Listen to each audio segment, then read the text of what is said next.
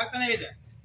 ಈ ದಿನ ಈ ಕಡೆಯಿಂದ ಬರುವಂತ ಮಕ್ಕಳಿಗೆ ಬಸ್ಸು ಕೂಡ ಈ ಭಾಗದಿಂದ ಹೋಗಿಲ್ಲ. ಗುಡಿಬಂಡೆಯಿಂದ ರಾಮಪಟ್ಟಣ ಹೋಗುವಂತ ಬಸ್ಸು ಹೋಗಿಲ್ಲ. ಬೇರೆ ಬೇರೆ ಇಲ್ಲಿಗೆ ಬರ್ತಕ್ಕಂಥ ಸಾರ್ವಜನಿಕರಿಗೆ ತೊಂದರೆ ಆಗಿದೆ. ಬಸ್ ಜೊತೆಯಲ್ಲಿ ಇಲ್ಲಿಗೆ ಗುಡಿಬಂಡೆಗೆ ಬರತಕ್ಕಂಥ ರೋಗಿಗಳು ಮತ್ತೆ ಇತರೆ ಜನ, ರೈತರು, ಡಾಕ್ಟರ್ಗಳು ಯಾವುದು ಕೂಡ ಓಡಾಡೋಕ್ಕಾಗಿಲ್ಲ. ನಿನ್ನೆ ದಿನಾಂಕ 8/8/2024 ಸುಮಾರು ನಿನ್ನೆ 2 ಗಂಟೆಗೆ ಕೆಟ್ಟಿರೋಂಥ ಲಾರಿ ಇದು ಪಟ್ಟಣ ಪಂಚಾಯತಿ ಇಲ್ಲೇ ಇದೆ.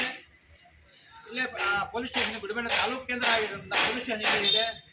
ತಾಲೂಕು ದಂಡಾಧಿಕಾರಿಗಳು ಇಲ್ಲೇ ಇದ್ದಾರೆ. ಹೆಸರಿಗೆ ಮಾತ್ರ ಇದ್ದಾರೆ, ಅವ್ರು ಯಾರು ಇಲ್ಲಿ ಉಳ್ಕೊಳ್ಳಲ್ಲ. ನಾನು ಮೊದಲಿಂದ ಹೇಳ್ತಾ ಇದ್ದೀನಿ, ಕೇಂದ್ರ ಸ್ಥಾನದಲ್ಲಿ ಯಾರೇ ಆಡಳಿತ ಅಧಿಕಾರಿ ಇರೋದಿಲ್ಲ. ಅವರಿದ್ದರೆ ಕನಿಷ್ಠ ಜ್ಞಾನ ಆದರೂ ಇರೋದು. ಇಲ್ಲಿ ಹೆಂಗಪ್ಪ ಹೋಗಿ ಬರ್ತಾರೆ ಜನರು ಅಂತ. ಮೇಲಾಗಿ ಈ ಚುನಾಯಿತ ಪ್ರತಿನಿಧಿಗಳು ಹಿಂಗೆ ಓಡಾಡ್ತಾರೆ. ಚುನಾಯಿತ ಪ್ರತಿನಿಧಿಗಳು ಕೇವಲ ಗೆಲ್ಲೋದಕ್ಕಲ್ಲ, ಈ ಥರ ಅಸೌಕರ್ಯ ಆದಾಗ ಸಾಮಾನ್ಯರಿಗೆ ನೀವು ಗಮನ ಹರಿಸಬೇಕಾಗತ್ತೆ. ಈ ಹಿಂದೆ ಕೂಡ ಗುಡಿಬಂಡೆ PG ರಸ್ತೆ ಅದನ್ನು ಸೇಮ್ ಹಿಂಗೆ ಇತ್ತು. ಅದು ಕೂಡ ಜಿಲ್ಲಾ ರಸ್ತೆ ಇತ್ತು. ಮೇಲಾಗಿ ಅದು ರಾಜ್ಯ ಹೆದ್ದಾರಿ ಆಯಿತು. ಅದು ನಾನಾ ಹೋರಾಟಗಳಿಂದ ಅದು ಇವತ್ತು ದೊಡ್ಡದಾಗಿ ಆಗಿದೆ. ಕೆಲವರಿಗೆ ಅನಾನುಕೂಲ ಆಗಿದೆ, ಈಗ ಅನುಕೂಲ ಕೂಡ ಆಗಿದೆ ಊರಿಗೆ. ಅದೇ ರೀತಿಯಾಗಿ ಇದು ಅನಾನುಕೂಲ ಆಗುತ್ತೆ ಅಂತ ಕೆಲವರು ಒತ್ತಡಕ್ಕೆ ನೀವು ಮನೆದು ಈ ಥರ ಒಂದು ಎತ್ತಿನ ಗಾಡಿ ಹೋಗೋ ಅಷ್ಟು ದಾರಿ ಬಿಟ್ಟು ಈ ಥರ ಅಸೌಕರ್ಯಕ್ಕೆ ಕಾರಣರಾಗಿದ್ದೀರಿ. ಇದಕ್ಕೆಲ್ಲ ಚುನಾಯಿತ ಪ್ರತಿನಿಧಿಗಳು ಮತ್ತು ಆಡಳಿತ ಸರ್ಕಾರಗಳು ಮತ್ತು ವಿಶೇಷವಾಗಿ ಸ್ಥಳೀಯ ಸಂಸ್ಥೆ, ಇಲ್ಲಿ ಮುನ್ಸಿಪಾಲಿಟಿ, ಪಟ್ಟಣ ಪಂಚಾಯಿತಿ ಇದ್ದಂಗಿದೆ.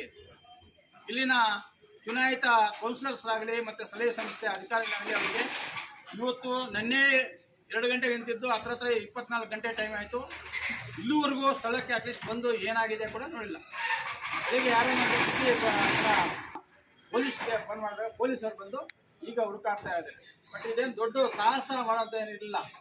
ಒಂದು ಖಾಲಿ ಗಾಡಿ ತಂದು ಅದನ್ನ ಅನ್ಲೋಡ್ ಮಾಡಿ ಇದರಿಂದ ಖಾಲಿ ಮಾಡ್ಬೋದಿತ್ತು. ಬಟ್ ಮಾಡುವಂಥ ಮನಸ್ಸುಗಳು ಇಲ್ಲ ಅಂತ ನಾನು ಈ ಸಂದರ್ಭದಲ್ಲಿ ಹೇಳಕ್ಕೆ ಇಷ್ಟಪಡ್ತೇನೆ. ಈಗ ನಡವಳಿಕೆಯನ್ನು ನಾವು ವಿವಿಧ ಸಂಘಟನೆಗಳು ಇದನ್ನು ಖಂಡಿಸ್ತಾ ಇದ್ದೀವಿ.